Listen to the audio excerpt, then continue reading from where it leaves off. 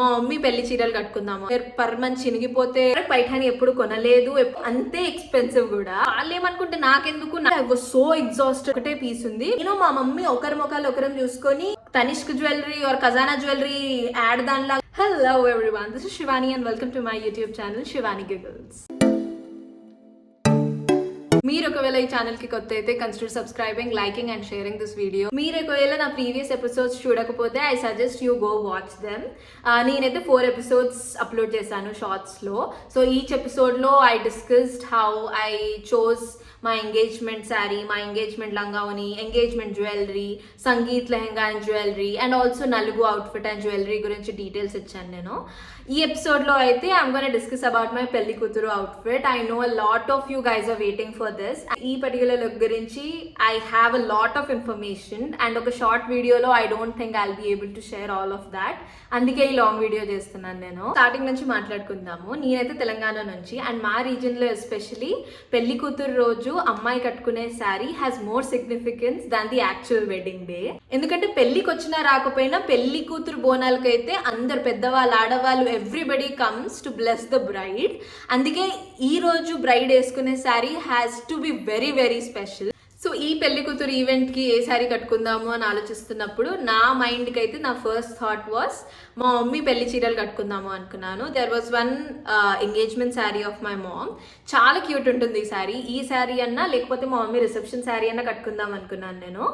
But అది almost 27-year-old sari అనమాట. And చాలా మంది మా మమ్మీ పెళ్లి తర్వాత మదర్స్, సిస్టర్స్ వాళ్ళందరూ కట్టుకునేసరికి ఆ శారీ అంతా చీకిపోయినట్టు అయిపోయింది అనమాట. It's very thin now. Dry cleaning మీద డ్రై క్లీనింగ్ చేసుకుంటూ పోయేసరికి ఇట్ లాస్ట్ ఇట్స్ స్ట్రెంగ్త్ అనమాట. సో నేను కట్టుకున్నప్పుడు, మెయిన్ ఈవెంట్ రోజు కట్టుకున్నప్పుడు ఒకవేళ like there can be an accident where per month చినిగిపోతే ఏం చేయలేము ఆ మూమెంట్లో. సో అందుకే మా మమ్మీ ఉండి వద్దు, I don't think that's a better option అంటే అబ్బా సరే అనుకొని ఇప్పుడు వేరే ఆప్షన్స్ గురించి ఆలోచిస్తున్నప్పుడు మై మోస్ట్ ఫేవరెట్ పైఠాని గుర్తొచ్చింది నాకు. నేను ఇప్పటి వరకు పైఠాని ఎప్పుడు కొనలేదు, ఎప్పుడు కట్టుకోలేదు and I really love how Paithani looks. And పెళ్లి కూతురు ఈవెంట్కి ఆ పైఠాని బార్డర్ మీద వచ్చే ప్యారెట్స్ బాగా వైబ్ అవుతాయి అనిపించింది నాకు.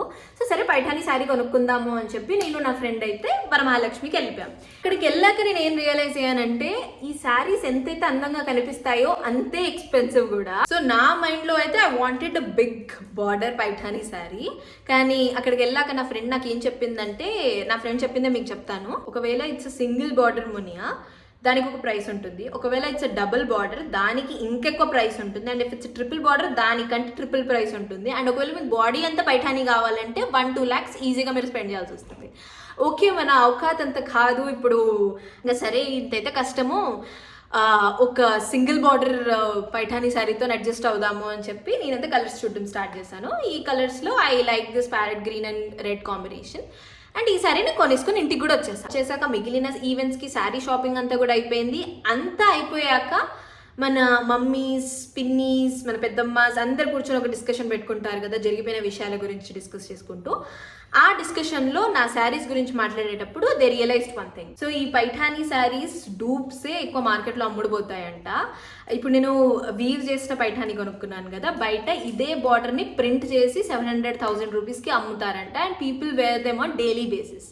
సో మా వాళ్ళు ఉండేసి లేదు పెళ్లి కూతురు ఈవెంట్ రోజు వచ్చేసి అందరూ ఏంటి సువర్ణ వాళ్ళ బిడ్డకి మంచి బోనాల చీర కూడా కొనలేదు, రోజు వేసుకునే చీర తీసుకొచ్చి వేసిందేంటి, ఇది అది అని మాటలు అంటారు. అట్లాంటివి వద్దు, ఇది అది అని అంటే నేను అన్నాను వాళ్ళు ఏమనుకుంటే నాకెందుకు, నాకు నచ్చి చీర నేను కట్టుకున్నాను కదా అని అంటే కూడా వీళ్ళు ఆబ్వియస్గా వినలేదు అనమాట.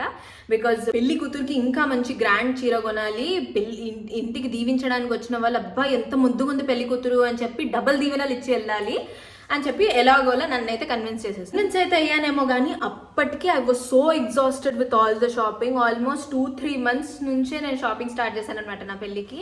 అండ్ ఎంత షాప్ చేస్తున్నా కూడా ఏదొకటి మిగిలిపోతుండే. And I was doing all this shopping with a full time job అనమాట.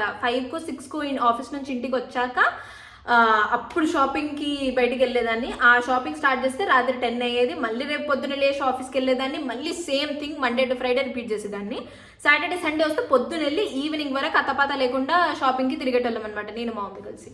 సో ఇంత కష్టపడ్డాక ఫైనల్గా అమ్మాయి అంత షాపింగ్ అయిపోయింది అని అనుకున్నప్పుడు మళ్ళీ ఇంకో చీర కొనాలా అని చాలా ఫ్రస్ట్రేట్ అయ్యా అనమాట నేను. ఇంకా మళ్ళీ స్టార్ట్ చేసామన్నమాట సేమ్ ప్రాసెస్. మళ్ళీ కొత్త షాప్స్కి వెళ్ళాము, అవే శారీస్ ఉన్నాయి ప్రతి దగ్గర సేమ్ శారీస్. అండ్ ఆల్రెడీ అప్పటికి నేను అన్ని శారీస్ కొనేసాను కాబట్టి పెద్దగా మోడల్స్ మిగలలేదన్నమాట నేను ఎక్స్ప్లోర్ చేయడానికి. అలా తిరిగి మేము మళ్ళీ మా వారాహి స్టోర్కి రీచ్ అయిపోయామన్నమాట. ఎందుకు మా వారాహి అంటున్నానంటే నేను పెళ్ళికి సగం షాపింగ్ అంతా వారాహిలోనే చేశాను. అక్కడ ఉన్న చీరలన్నీ ఆల్మోస్ట్ నేను ఇద్దరు కట్టుకొని ట్రై చేసినవి, లేదా రిజెక్ట్ చేసినవి, లేదా నా ప్రైస్ బడ్జెటో మరీ తక్కువ బడ్జెట్ మరీ ఎక్కువ బడ్జెట్లో ఉన్నవి తప్ప ఇక్కడ ఉన్న కలెక్షన్ అయితే ఆల్మోస్ట్ చూసేసా అన్న ఫీలింగ్ ఉందన్నమాట నాకు. వారాహి జూబ్లీ హిల్స్ స్టోర్ గురించి మాట్లాడుతున్నాను. అయినా కూడా ఒకసారి వెళ్ళి చూద్దాము వారాహిలో ఏదైనా శారీ నచ్చొచ్చు, ఆర్ హయ్యర్ బడ్జెట్లో ఒకవేళ మంచి శారీ ఉంటే అదన్నా కొనుక్కొని వద్దాము అనే ఇంటెన్షన్తో మేము వెళ్ళాం.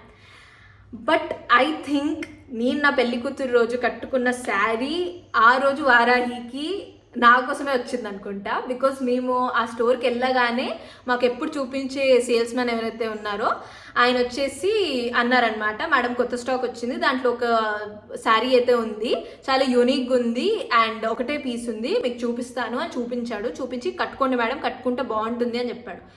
కానీ అప్పటికి ఆ శారీ చూసి నేను మా మమ్మీ ఒకరి ముఖాలు ఒకరం చూసుకొని కట్టుకోవడం అక్కర్లేదనుకుంటా, అంత బాగుంది ఈ శారీ, కట్టుకోకుండానే కొనేసుకొని వెళ్ళిపోవచ్చు అని అనిపించింది మా ఇద్దరికి.